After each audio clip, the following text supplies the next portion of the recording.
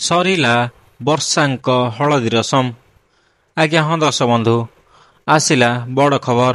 ସରିଯାଇଛି ଆପଣଙ୍କ ପ୍ରିୟ ଅଭିନେତ୍ରୀ ବର୍ଷା ପ୍ରିୟଦର୍ଶିନୀଙ୍କ ହଳଦୀ ରସମ।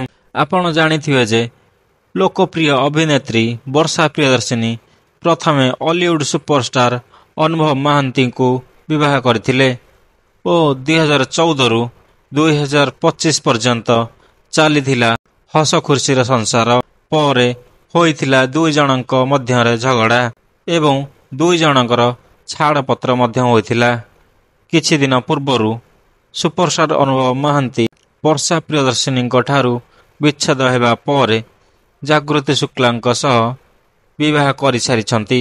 ଜାଗୃତିଙ୍କ ସହ ଅନୁଭବ ବିବାହ କରିସାରିବା ପରେ ଖବର ଆସିଛି କି ଲୋକପ୍ରିୟ ଅଭିନେତ୍ରୀ ବର୍ଷା ପ୍ରିୟଦର୍ଶିନୀ ବିବାହ କରିବା ପାଇଁ ନିଷ୍ପତ୍ତି ନେଇଛନ୍ତି। ସେ ଯାହା ହେଉନା କାହିଁକି ବର୍ତ୍ତମାନ ବର୍ଷାଙ୍କ ହଳଦୀ ରସମ ସରିଯାଇଛି ଆଉ ହଳଦୀ ରସମର ଫଟୋ ସୋସିଆଲ ମିଡ଼ିଆରେ ଖୁବ୍ ଭାଇରାଲ ହେବାରେ ଲାଗୁଛି।